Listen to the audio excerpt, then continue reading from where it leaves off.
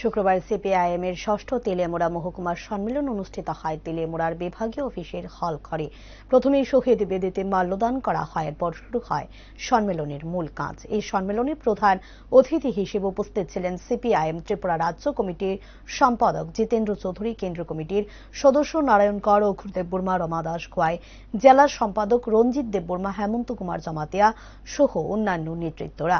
৩১ জনের একটি নতুন কমিটি গঠন করা হয়। নতুন বিভাগীয় কমিটির সম্পাদক হন সুভাষ নাথ। পরবর্তী সময়ে সম্মেলনে বক্তব্য রাখতে গিয়ে বিস্তারিত তুলে ধরেন সিপিআইএম ত্রিপুরার রাজ্য কমিটির সম্পাদক জিতেন্দ্র চৌধুরী।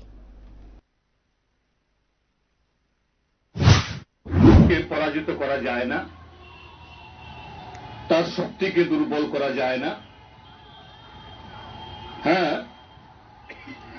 গেল নির্বাচনে ভারতীয় জনতা পার্টি ক্ষমতাচ্যুত হয়নি ঠিক, কিন্তু এটা তো ঘটনা যে তার শক্তি দুর্বল হয়েছে, খর্ব হয়েছে। হ্যাঁ, জনগণের বিশাল অংশের যারা বা আমাদের যারা পার্টি কর্মী, সভ্য, সমর্থক, তাদের মধ্যেও একটা অংশের মধ্যে একটা ধারণা কাজ করে, না তারা তো আবার ক্ষমতায় ফিরে এসেছে, তো আবার তো বসলো। হ্যাঁ ঠিক, আমার আগের বক্তারা খুব সুন্দরভাবে কথাগুলো বলেছেন যে হীনবল হলেও তাদের যে বিষ, সাম্প্রদায়িক বিষ, এবং সে বিষকে ব্যবহার করে দেশের সংখ্যাগরিষ্ঠ শ্রমজীবী মানুষের উপরে